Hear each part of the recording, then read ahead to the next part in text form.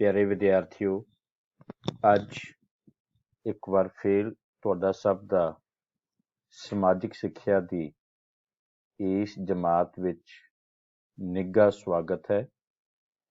ਅੱਜ ਅਸੀਂ 6ਵੀਂ ਜਮਾਤ ਦੇ ਇਤਿਹਾਸ ਭਾਗ ਵਿੱਚੋਂ ਪਾਠ 9ਵਾਂ ਆਦਿ ਮਨੁੱਖ ਪੱਥਰ ਯੁੱਗ ਦੇ ਬਾਰੇ ਜੋ ਅਸੀਂ ਪੜ੍ਹ ਚੁੱਕੇ ਹਾਂ, ਉਸੇ ਹੀ ਪਾਠ ਦੀ ਦੁਹਰਾਈ ਤੇ ਅਭਿਆਸ ਦੇ ਪ੍ਰਸ਼ਨ ਕਰਾਂਗੇ।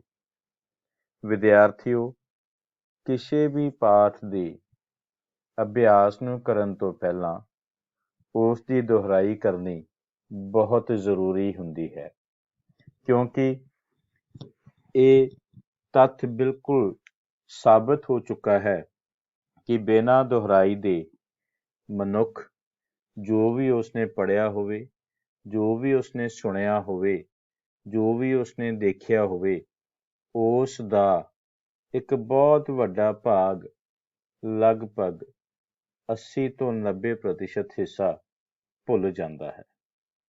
ਜਿਵੇਂ ਤੁਸੀਂ 3 ਘੰਟੇ ਦੀ ਅਗਰ ਕੋਈ ਫਿਲਮ ਵੀ ਦੇਖਦੇ ਹੋ ਤੇ 3 ਘੰਟੇ ਲਗਾਤਾਰ ਫਿਲਮ ਦੇਖਣ ਤੋਂ ਬਾਅਦ ਤੁਸੀਂ ਜਦੋਂ ਉਸ ਨੂੰ ਉਸ ਬਾਰੇ ਕਿਸੇ ਨੂੰ ਕਹਾਣੀ ਸੁਣਾਓਗੇ ਤਾਂ ਤੁਸੀਂ ਉਹ 3 ਘੰਟੇ ਦੀ ਬਜਾਏ ਸਿਰਫ 10 ਮਿੰਟਾਂ ਵਿੱਚ ਹੀ ਉਸ ਦੀ ਕਹਾਣੀ ਨੂੰ ਖਤਮ ਕਰ ਦਿੰਦੇ ਹੋ। ਵਿਦਿਆਰਥੀਓ, ਇਸੇ ਤਰ੍ਹਾਂ ਹੀ ਅਖਬਾਰ ਦੀ ਚਾਹੇ ਤੁਸੀਂ ਕੋਈ ਖਬਰ ਪੜ੍ਹੋ, ਚਾਹੇ ਤੁਸੀਂ ਕੋਈ ਕਹਾਣੀ ਪੜ੍ਹੋ, ਤੁਸੀਂ ਲੰਬੀਆਂ ਲੰਬੀਆਂ ਕਹਾਣੀਆਂ ਪੜ੍ਹਨ ਤੋਂ ਬਾਅਦ ਉਸ ਨੂੰ ਜਦੋਂ ਕਿਸੇ ਨੂੰ ਵੀ ਸੁਣਾਉਂਦੇ ਹੋ ਤਾਂ ਉਸ ਦਾ ਬਹੁਤ ਵੱਡਾ ਭਾਗ ਤੁਹਾਡੇ ਦਿਮਾਗ ਵਿੱਚੋਂ ਨਿਕਲ ਜਾਂਦਾ ਹੈ।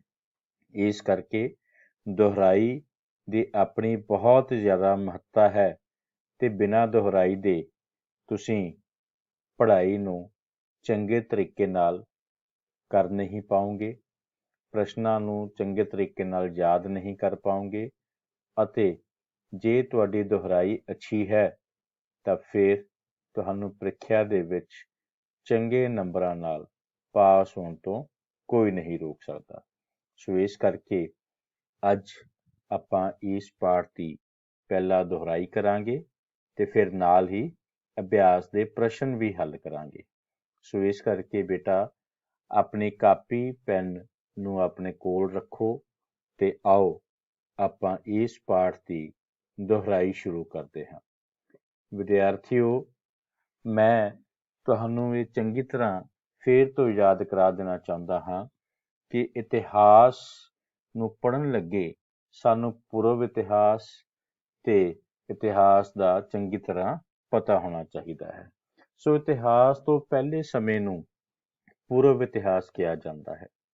ਇਸ ਨੂੰ ਅਸੀਂ 3 ਹਿੱਸਿਆਂ ਵਿੱਚ ਵੰਡਿਆ। ਪਹਿਲਾ ਪੁਰਾਤਨ ਪੱਥਰ ਯੁੱਗ, ਫਿਰ ਮੱਧ ਪੱਥਰ ਯੁੱਗ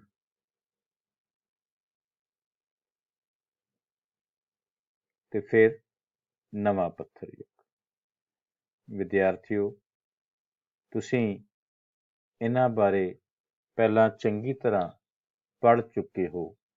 ਆਓ ਅਸੀਂ ਦੁਹਰਾਈ ਨੂੰ ਲੈਂਦੇ ਹੋਏ ਮੈਂ ਕੋਸ਼ਿਸ਼ ਕਰਾਂਗਾ ਕਿ ਤੁਸੀਂ ਜ਼ਿਆਦਾ ਸੋਚੋ ਤੇ ਜ਼ਿਆਦਾ ਸੋਚਣ ਦੇ ਨਾਲ ਤੁਸੀਂ ਐਕਸਰਸਾਈਜ਼ ਕਰੋ। ਵਿਦਿਆਰਥੀਓ, ਸਭ ਤੋਂ ਪਹਿਲਾਂ ਮੈਂ ਗੱਲ ਕਰ ਰਿਹਾ ਹਾਂ ਤੁਹਾਡੇ ਨਾਲ ਪੁਰਾਤਨ ਪੱਥਰ ਯੁੱਗ ਦੀ। ਸੋ ਇਹ ਉਹ ਸਮਾਂ ਜਿੱਥੇ ਮਨੁੱਖ ਕਿਸ ਤਰ੍ਹਾਂ ਰਹਿੰਦਾ ਸੀ, ਉਹ ਤਸਵੀਰਾਂ ਮੈਂ ਤੁਹਾਡੇ ਸਾਹਮਣੇ ਪ੍ਰਸਤੁਤ ਕੀਤੀਆਂ ਹਨ। ਤੁਸੀਂ ਇਹਨਾਂ ਤਸਵੀਰਾਂ ਦੇ ਵਿੱਚ ਚੰਗੀ ਤਰ੍ਹਾਂ ਦੇਖ ਸਕਦੇ ਹੋ ਕਿ ਇਨਸਾਨ ਦਾ ਜੀਵਨ ਕਿਸ ਤਰ੍ਹਾਂ ਸੀ। ਵਿਦਿਆਰਥੀਓ, ਇੱਥੇ ਮੈਂ ਕੁਝ ਵੀ ਲਿਖ ਕੇ ਤੁਹਾਨੂੰ ਨਹੀਂ ਸਮਝਾ ਰਿਹਾ, ਸਗੋਂ ਮੈਂ ਚਾਹੁੰਦਾ ਹਾਂ ਕਿ ਤੁਸੀਂ ਆਪਣੇ ਆਪ ਇਹ ਤਸਵੀਰਾਂ ਦੇਖੋ ਤੇ ਇਹਨਾਂ ਤਸਵੀਰਾਂ ਨੂੰ ਦੇਖ ਕੇ ਯਾਦ ਕਰੋ ਕਿ ਮਨੁੱਖ ਦਾ ਜੀਵਨ ਉਦੋਂ ਕਿਸ ਤਰ੍ਹਾਂ ਦਾ ਸੀ। ਬਿਲਕੁਲ ਠੀਕ ਵਿਦਿਆਰਥੀਓ, ਉਦੋਂ ਇਨਸਾਨ ਜਾਨਵਰਾਂ ਵਾਂਗ ਘੁੰਮਦਾ ਫਿਰਦਾ ਸੀ, ਭੋਜਨ ਦੀ ਤਲਾਸ਼ ਵਿੱਚ ਇੱਧਰ ਉੱਧਰ ਭਟਕਦਾ ਸੀ ਕੁਦਰਤੀ ਵਸਤਾਂ ਤੇ ਨਿਰਭਰ ਹੋ ਕੇ ਕੰਦ ਮੂਲ ਖਾਂਦਾ ਸੀ, ਸ਼ਿਕਾਰ ਕਰਦਾ ਸੀ, ਕੱਚਾ ਮਾਸ ਖਾਂਦਾ ਸੀ। ਅੱਗ ਬਾਰੇ ਉਹਨੂੰ ਪਤਾ ਨਹੀਂ ਸੀ। ਦਰਖਤਾਂ ਤੇ ਗੁਫਾਵਾਂ ਤੇ ਪੱਥਰਾਂ ਦੇ ਵਿਸ਼ਰਾਮ ਘਰਾਂ ਵਿੱਚ ਜਾ ਕੇ ਟਿਕਦਾ ਸੀ। ਜਾਨਵਰਾਂ ਦੀਆਂ ਖੱਲਾਂ ਪਹਿਨਦਾ ਸੀ। ਉਹ ਜਾਨਵਰਾਂ ਦਾ ਸ਼ਿਕਾਰ ਕਰਨ ਲਈ ਪੱਥਰਾਂ ਤੇ ਦਰਖਤਾਂ ਦੀ ਟਾਹਣੀਆਂ ਦੀ ਵਰਤੋਂ ਕਰਦਾ ਸੀ। ਤੇ ਇਸ ਯੁੱਗ ਦਾ ਮਨੁੱਖ ਜੋ ਸੀ, ਉਸ ਨੂੰ ਅਸੀਂ ਖਾਦ ਸੰਗ੍ਰਹਿਕ ਦੇ ਨਾਮ ਨਾਲ ਜਾਣਦੇ ਹਾਂ। ਵਿਦਿਆਰਥੀਓ, ਮੈਨੂੰ ਆਸ ਹੈ ਕਿ ਤੁਹਾਨੂੰ ਇਸ ਬਾਰੇ ਪਤਾ ਲੱਗ ਗਿਆ ਹੋਵੇਗਾ। ਤੁਹਾਨੂੰ ਯਾਦ ਹੋਵੇਗਾ ਕਿ ਪੁਰਾਤਨ ਪੱਥਰ ਯੁੱਗ ਵਿੱਚ ਇਨਸਾਨ ਦੇ ਹਥਿਆਰ ਕਿਸ ਤਰ੍ਹਾਂ ਦੇ ਸਨ। ਸੋ ਇਹ ਉਸ ਤੋਂ ਅਗਲਾ ਪੜਾਅ ਮੱਧ ਪੱਥਰ ਯੁੱਗ ਦਾ ਹੈ।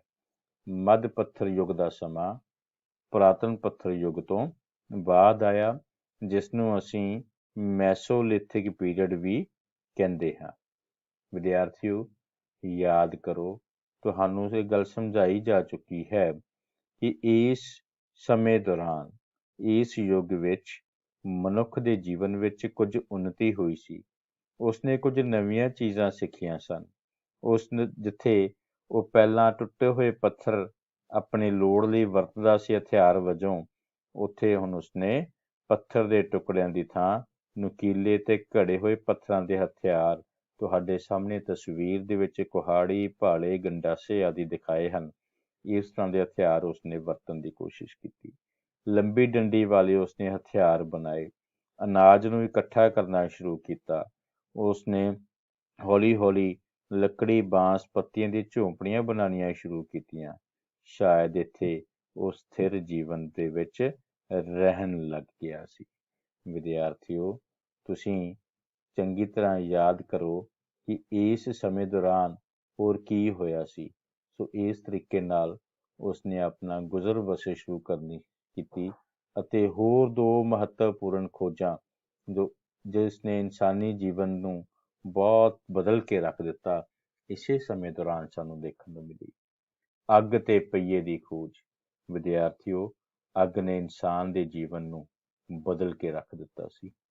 ਤੁਹਾਨੂੰ ਯਾਦ ਹੋਵੇਗਾ ਕਿ ਤੁਸੀਂ ਇਹ ਚੰਗੀ ਤਰ੍ਹਾਂ ਲਾਈਨਾਂ ਪੜ੍ਹੀਆਂ ਨੇ ਕਿ ਅੱਗ ਦੀ ਖੋਜ ਦੇ ਨਾਲ ਹੀ ਇਨਸਾਨ ਨੇ ਆਪਣੇ ਆਪ ਨੂੰ ਭੋਜਨ ਪਕਾਉਣਾ ਸਿਖਾਇਆ। ਉਸਨੇ ਸਿੱਖ ਲਿਆ ਕਿ ਆਪਣੇ ਸਰੀਰ ਨੂੰ ਠੰਡ ਤੋਂ ਕਿਵੇਂ ਬਚਾਇਆ ਜਾ ਸਕਦਾ ਹੈ, ਤੇ ਫਿਰ ਗਰਮ ਖਤਰਨਾਕ ਜਾਨਵਰਾਂ ਤੋਂ ਉਸਨੇ ਆਪਣੇ ਆਪ ਨੂੰ ਬਚਾਇਆ। ਪਹੀਏ ਦੀ ਖੋਜ ਨਾਲ ਉਸਨੇ ਬਹੁਤ ਜ਼ਿਆਦਾ ਤਰੱਕੀ ਕਰਨ ਦੀ ਕੋਸ਼ਿਸ਼ ਕੀਤੀ। ਕਿਵੇਂ ਕਿ ਉਸ ਲਈ ਜੀਵਨ ਸੌਖਾ ਹੋ ਗਿਆ ਸੀ। ਸ਼ਾਇਦ ਤਕਨੀਕ ਵੱਲ, ਮਸ਼ੀਨੀ ਯੁੱਗ ਵੱਲ, ਇਹ ਉਸਦਾ ਸਭ ਤੋਂ ਪਹਿਲਾ ਕਦਮ ਸੀ। ਵਿਦਿਆਰਥੀਓ, ਜਿੱਥੋਂ ਉਸਨੂੰ ਪਤਾ ਲੱਗਿਆ ਕਿ ਚੀਜ਼ਾਂ ਨੂੰ ਰੇੜ ਕੇ ਲੈ ਕੇ ਜਾਣਾ ਜ਼ਿਆਦਾ ਸੌਖਾ ਹੁੰਦਾ ਹੈ। ਸੋ ਇਸ ਤੋਂ ਬਾਅਦ ਤੁਸੀਂ ਦੇਖਿਆ ਸੀ, ਤੁਸੀਂ ਯਾਦ ਕੀਤਾ ਸੀ ਕਿ ਮਨੁੱਖ ਨੇ ਕਲਾਕਾਰੀ ਵੀ ਕੀਤੀ। ਉਸਨੇ ਗੁਫਾਵਾਂ ਤੇ ਚਿੱਤਰ ਬਣਾਏ, ਪੱਥਰਾਂ ਤੇ ਚਿੱਤਰ ਬਣਾਏ।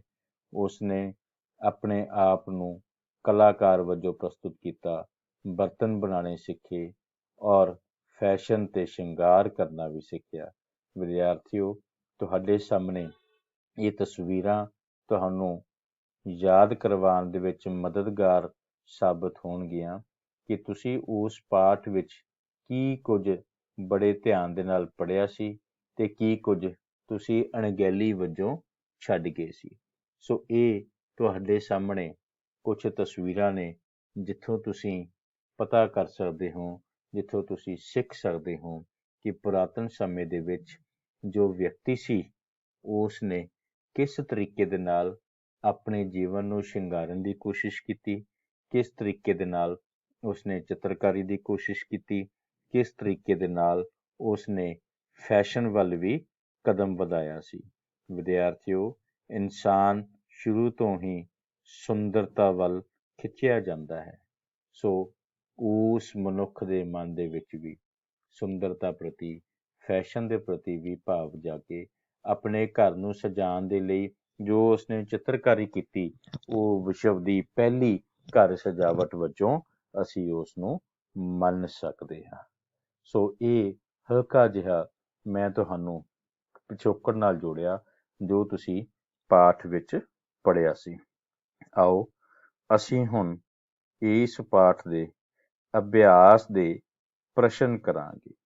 ਵਿਦਿਆਰਥੀਓ, ਅਗਰ ਤੁਹਾਡੇ ਕੋਲ ਕਿਤਾਬ ਹੈ ਤਾਂ ਤੁਸੀਂ ਕਿਤਾਬ ਦੇ ਉੱਤੇ ਨਿਸ਼ਾਨੀ ਲਗਾ ਲਓ, ਜਾਂ ਤੁਸੀਂ ਨਾਲ ਦੀ ਨਾਲ ਆਪਣੀ ਕਾਪੀ ਦੇ ਉੱਤੇ ਵੀ ਲਿਖ ਸਕਦੇ ਹੋ। ਸੋ ਆਪਾਂ ਇਸ ਪੁਸਤਕ ਦੇ ਇਸ ਪਾਠ ਦੇ ਪਿੱਛੇ ਜੋ ਵੀ ਐਕਸਰਸਾਈਜ਼ ਦਿੱਤੀ ਹੈ, ਅਭਿਆਸ ਦੇ ਪ੍ਰਸ਼ਨ ਦਿੱਤੇ ਹਨ, ਆਓ ਉਹਨਾਂ ਪ੍ਰਸ਼ਨਾਂ ਬਾਰੇ ਅਸੀਂ ਗੱਲਬਾਤ ਕਰੀਏ। ਸੋ ਆਪਣੀਆਂ ਕਾਪੀਆਂ ਤੇ ਤੁਸੀਂ ਲਿਖ ਸਕਦੇ ਹੋ। ਪਹਿਲਾ ਪ੍ਰਸ਼ਨ ਹੈ ਕਿ ਪੁਰਾਣਾ ਪੱਥਰ ਯੁੱਗ ਬਾਰੇ ਤੁਸੀਂ ਕੀ ਜਾਣਦੇ ਹੋ?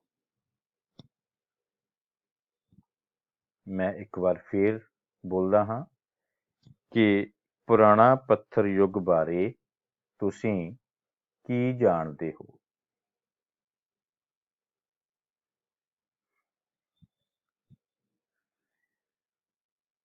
ਆਓ ਇਸ ਦਾ ਉੱਤਰ ਦੇਖੀਏ ਕਿ ਇਸ ਪੁਰਾਣੇ ਪੱਥਰ ਯੁੱਗ ਦਾ ਜੋ ਮਨੁੱਖ ਸੀ, ਉਹ ਸ਼ਿਕਾਰੀ ਅਤੇ ਖਾਦ ਸੰਗ੍ਰਹਿਕ ਮਤਲਬ ਭੋਜਨ ਇਕੱਠਾ ਕਰਨ ਵਾਲਾ ਸੀ। ਉਹ ਕੱਚਾ ਮਾंस ਅਤੇ ਜੰਗਲੀ ਕੰਦ ਮੂਲ ਖਾਂਦਾ ਸੀ। ਉਸ ਨੂੰ ਅੱਗ ਬਾਰੇ ਕੋਈ ਜਾਣਕਾਰੀ ਨਹੀਂ ਸੀ।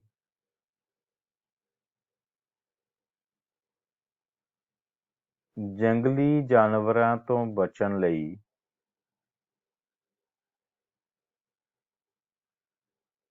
ਉਹ ਝੁੰਡ ਬਣਾ ਕੇ ਘੁੰਮਦਾ ਫਿਰਦਾ ਸੀ।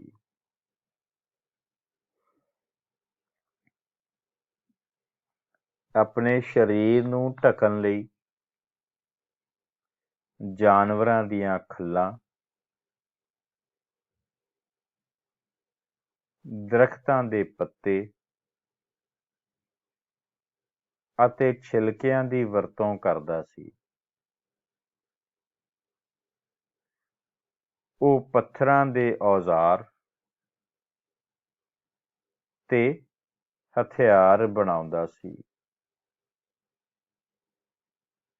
ਇਸ ਯੁੱਗ ਨੂੰ ਅੰਗਰੇਜ਼ੀ ਵਿੱਚ ਪੈਲੀਆਲਿਥਿਕ ਪੀਰੀਅਡ ਕਹਿੰਦੇ ਹਨ।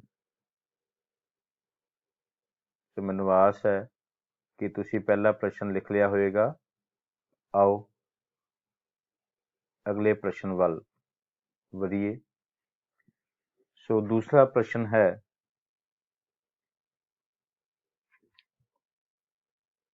ਨਵੇਂ ਪੱਥਰ ਯੁੱਗ ਦੇ 5 ਮਹੱਤਵਪੂਰਨ ਲੱਛਣ ਦੱਸੋ।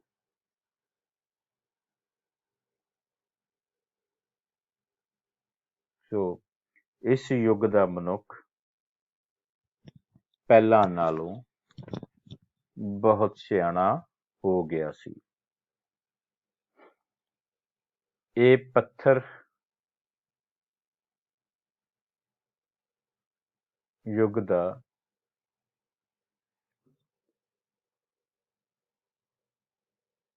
ਤੀਸਰਾ ਅਤੇ ਅੰਤਮ ਯੁੱਗ ਸੀ। ਇਸ ਯੁੱਗ ਦੀਆਂ ਵਿਸ਼ੇਸ਼ਤਾਵਾਂ ਹੇਠ ਲਿਖੇ ਅਨੁਸਾਰ ਹਨ। ਮਨੁੱਖ ਨੇ ਅਨਾਜ ਉਗਾਉਣਾ ਅਤੇ ਉਸ ਨੂੰ ਪਕਾਉਣਾ ਸਿੱਖ ਲਿਆ ਸੀ। ਸੋ ਸਭ ਤੋਂ ਪਹਿਲਾਂ ਮਨੁੱਖ ਨੇ ਅਨਾਜ ਉਗਾਉਣਾ ਤੇ ਉਸ ਨੂੰ ਪਕਾਉਣਾ ਸਿੱਖ ਲਿਆ ਸੀ। ਵਿਦਿਆਰਥੀਓ, ਇਹਨਾਂ ਤਸਵੀਰਾਂ ਨੂੰ ਤੁਸੀਂ ਦੇਖੋ ਤੇ ਸਮਝੋ ਕਿ ਮਨੁੱਖ ਕਿਸ ਤਰ੍ਹਾਂ ਦਾ ਜੀਵਨ ਗੁਜ਼ਰ ਕਰਨ ਲੱਗ ਪਿਆ ਸੀ। ਦੂਸਰਾ, ਮਨੁੱਖ ਦੇ ਹਥਿਆਰ ਅਤੇ ਔਜ਼ਾਰ ਪਹਿਲਾਂ ਨਾਲੋਂ ਤੇਜ਼ ਅਤੇ ਹਲਕੇ ਸਨ। ਇਸ ਤੋਂ ਇਲਾਵਾ ਇਹਨਾਂ ਦੀ ਸਮਰੱਥਾ ਵੀ ਪਹਿਲਾਂ ਨਾਲੋਂ ਜ਼ਿਆਦਾ ਸੀ। ਇੱਕ ਵਾਰ ਫੇਰ ਸੁਣੋ ਕਿ ਮਨੁੱਖ ਦੇ ਹਥਿਆਰ ਅਤੇ ਔਜ਼ਾਰ ਪਹਿਲਾਂ ਨਾਲੋਂ ਤੇਜ਼ ਅਤੇ ਹਲਕੇ ਸਨ ਅਤੇ ਇਹਨਾਂ ਦੀ ਸਮਰੱਥਾ ਵੀ ਪਹਿਲਾਂ ਨਾਲੋਂ ਜ਼ਿਆਦਾ ਸੀ।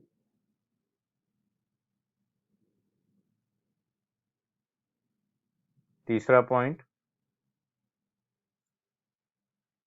ਮਨੁੱਖ ਨੇ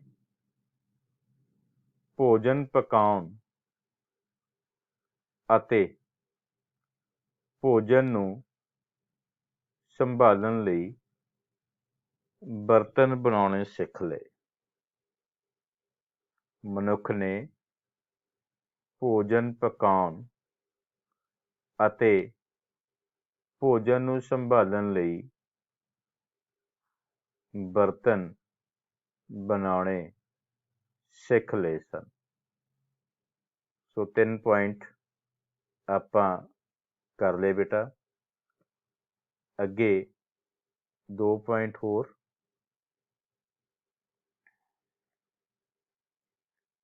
ਉਸ ਨੇ ਚਿੱਤਰਕਾਰੀ ਕਰਨੀ ਸ਼ੁਰੂ ਕਰ ਦਿੱਤੀ ਸੀ। ਉਸ ਨੇ ਚਿੱਤਰਕਾਰੀ ਕਰਨੀ ਸ਼ੁਰੂ ਕਰ ਦਿੱਤੀ ਸੀ।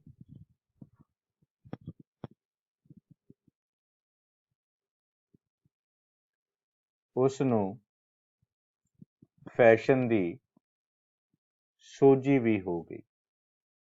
ਮਤਲਬ ਉਸ ਨੂੰ ਫੈਸ਼ਨ ਕਰਨ ਦਾ ਗਿਆਨ ਇੱਥੇ ਆ ਗਿਆ ਸੀ। ਸੋ ਲਾਸਟ ਪੁਆਇੰਟ, ਉਸ ਨੂੰ ਫੈਸ਼ਨ ਦੀ ਸੋਝੀ ਵੀ ਹੋ ਗਈ ਸੀ।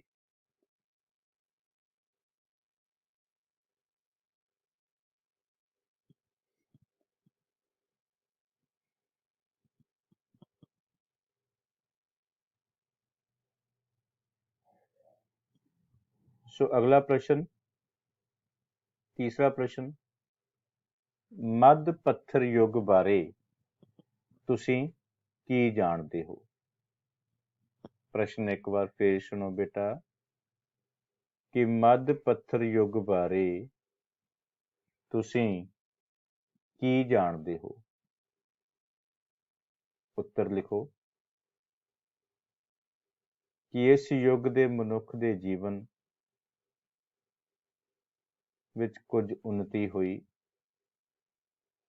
ਫਿਰ ਸੁਣੋ ਕਿ ਇਸ ਯੁੱਗ ਦੇ ਮਨੁੱਖ ਦੇ ਜੀਵਨ ਪੱਧਰ ਵਿੱਚ ਕੁਝ ਉੱਨਤੀ ਹੋਈ। ਉਸ ਨੇ ਸਥਿਰ ਜੀਵਨ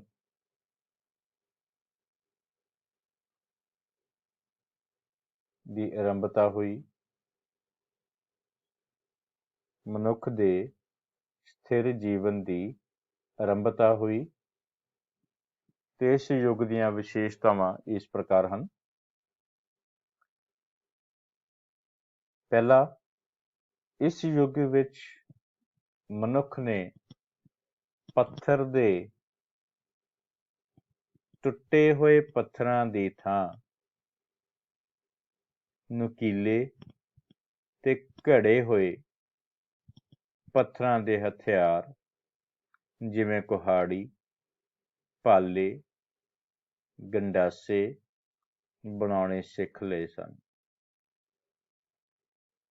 ਇਹ ਪਹਿਲੇ ਹਥਿਆਰਾਂ ਨਾਲੋਂ ਹਲਕੇ ਅਤੇ ਨੁਕੀਲੇ ਸਨ।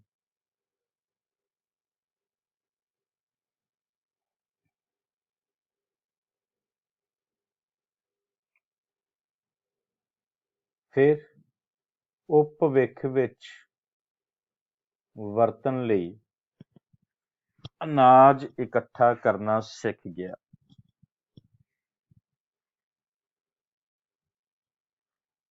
ਫਿਰ ਸੁਣੋ, ਉਹ ਭਵਿੱਖ ਵਿੱਚ ਵਰਤਣ ਲਈ ਅਨਾਜ ਇਕੱਠਾ ਕਰਨਾ ਸਿੱਖ ਗਿਆ। ਉਸ ਨੇ ਲੱਕੜੀ ਬਾਂਸ ਅਤੇ ਪੱਤਿਆਂ ਦੀਆਂ ਝੌਂਪੜੀਆਂ ਬਣਾਉਣੀਆਂ ਸਿੱਖ ਲਈਆਂ।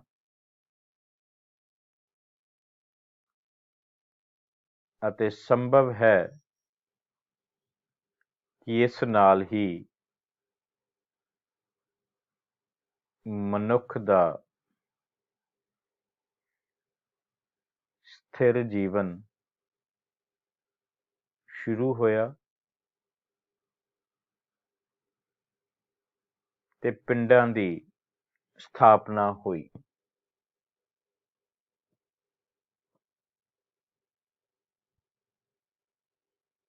ਵਿਦਿਆਰਥੀਓ, ਆਪਾਂ ਦੁਹਰਾਈ ਵੀ ਕੀਤੀ ਸੀ ਫਿਰ ਉਹੀ ਪੁਆਇੰਟ ਕਿ ਅੱਗ ਤੇ ਪਹੀਏ ਦੀ ਖੋਜ ਇਸ ਯੁੱਗ ਦੇ ਮਨੁੱਖ ਦੀ ਵੱਡੀ ਪ੍ਰਾਪਤੀ ਅੱਗ ਦੀ ਖੋਜ ਸੀ। ਉਸਨੇ ਦੋ ਪੱਥਰਾਂ ਨੂੰ ਰਗੜ ਕੇ ਅੱਗ ਪੈਦਾ ਕਰ ਲਈ। ਇਸ ਯੁੱਗ ਵਿੱਚ ਉਸਨੇ ਪਹੀਏ ਦੀ ਖੋਜ ਕਰ ਲਈ। ਹੁਣ ਉਸ ਨੂੰ ਭਾਰੀਆਂ ਵਸਤੂਆਂ ਇੱਕ ਥਾਂ ਤੋਂ ਦੂਜੇ ਥਾਂ ਤੇ ਲਿਜਾਣੀਆਂ ਸੌਖੀਆਂ ਹੋ ਗਈਆਂ।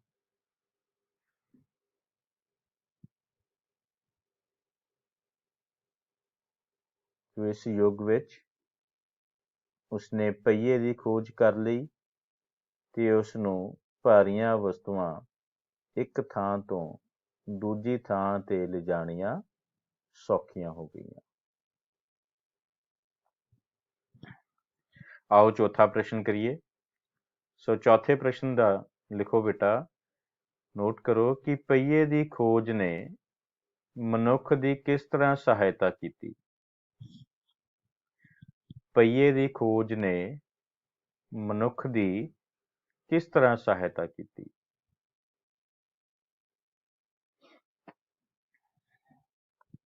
ਸੋ ਇਸ ਦਾ ਉੱਤਰ ਪਹੀਏ ਦੀ ਖੋਜ ਨੇ ਮਨੁੱਖ ਦੇ ਜੀਵਨ ਨੂੰ ਸੌਖਾ ਕਰ ਦਿੱਤਾ।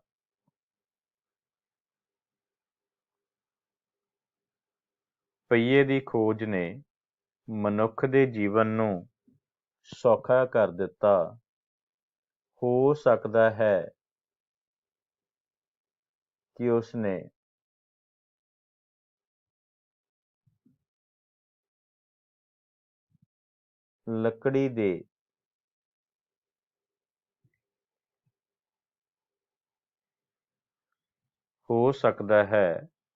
ਉਸਨੇ ਲੱਕੜੀ ਦੇ ਗੱਠੇ ਨੂੰ ਰੇੜ ਕੇ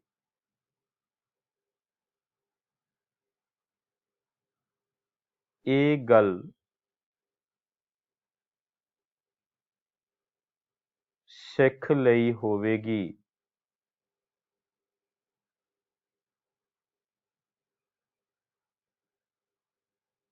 ਕਿ ਇੱਕ ਚਪਟੀ ਵਸਤੂ ਨੂੰ ਚੁੱਕ ਕੇ ਜਾਂ ਖਿੱਚ ਕੇ ਲੈ ਜਾਣ ਨਾਲੋਂ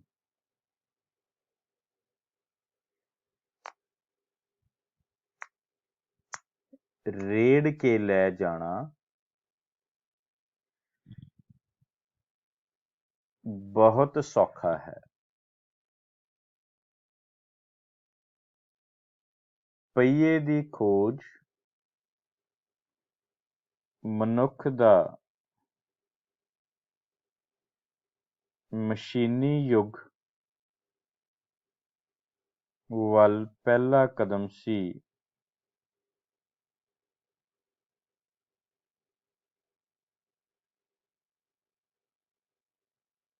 ਇਸ ਨਾਲ ਵਿਕਾਸ ਦੀ ਗਤੀ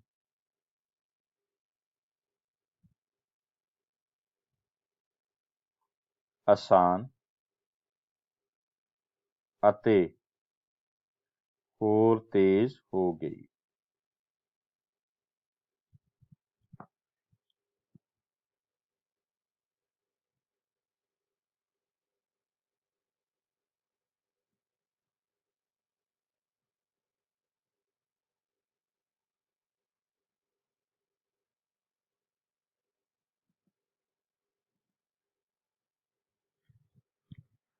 ਸੋ ਇਸੇ ਪਾਠ ਦਾ 5ਵਾਂ ਪ੍ਰਸ਼ਨ।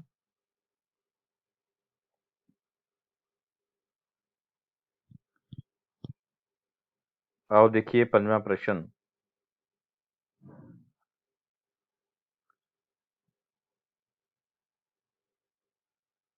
ਮਨੁੱਖ ਗੁਫਾ ਚਿੱਤਰਕਾਰੀ ਬਾਰੇ ਇੱਕ ਨੋਟ ਲਿਖੋ। ਗੁਫਾ ਚਿੱਤਰਕਾਰੀ ਬਾਰੇ ਇੱਕ ਨੋਟ ਲਿਖੋ।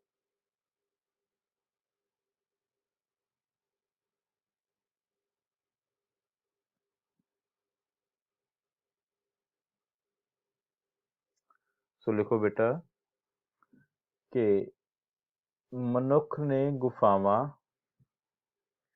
ਅਤੇ ਪੱਥਰ ਦੀਆਂ ਦੀਵਾਰਾਂ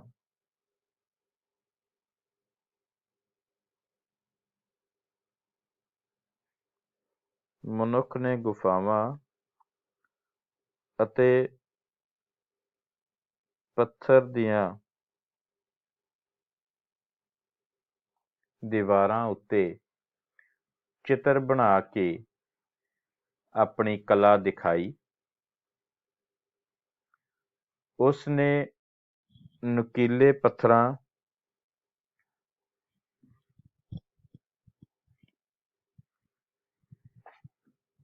ਨਾਲ ਜਾਨਵਰਾਂ ਅਤੇ ਸ਼ਿਕਾਰ ਦੇ ਦ੍ਰਿਸ਼ਾਂ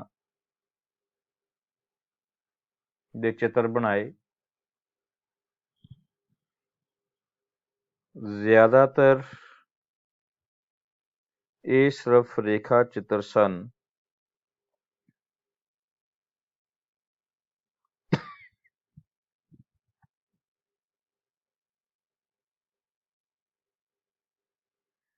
ਇਹ ਪੱਥਰ ਚਿੱਤਰ ਭਾਰਤ ਦੇ ਅਨੇਕਾਂ ਭਾਗਾਂ ਵਿੱਚੋਂ ਮਿਲੇ ਹਨ।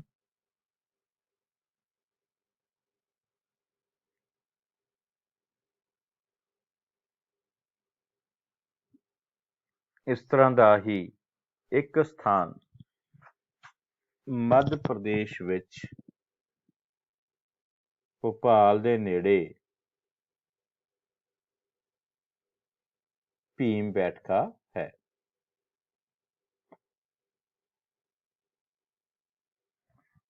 ਆਓ ਆਖਰੀ ਪ੍ਰਸ਼ਨ ਦੇਖੀਏ ਕਿ ਹੇਠ ਲਿਖੇ ਸ਼ਬਦਾਂ ਦਾ ਸਹੀ ਮਿਲਾਨ ਕਰੋ।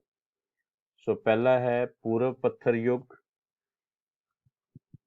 ਇਸ ਦਾ ਉੱਤਰ ਈੜੀ ਭਾਗ ਬੇਟਾ ਪ੍ਰਾਚੀਨ ਪੱਥਰ ਯੁੱਗ ਹੈ। ਦੂਸਰਾ ਮੈਸੋਲਿਥਿਕ ਪੀਰੀਅਡ।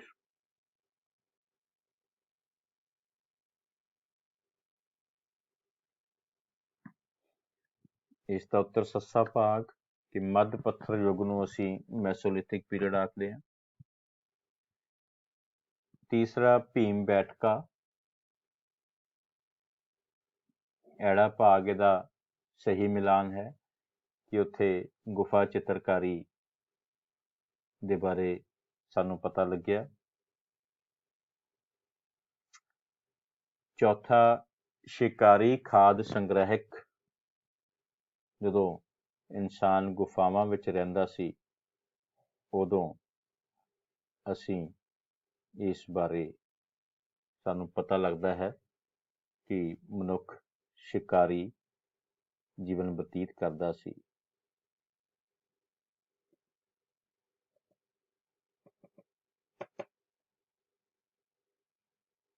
ਸੋ ਬਹੁਤ ਬਹੁਤ ਧੰਨਵਾਦ ਬੱਚਿਓ।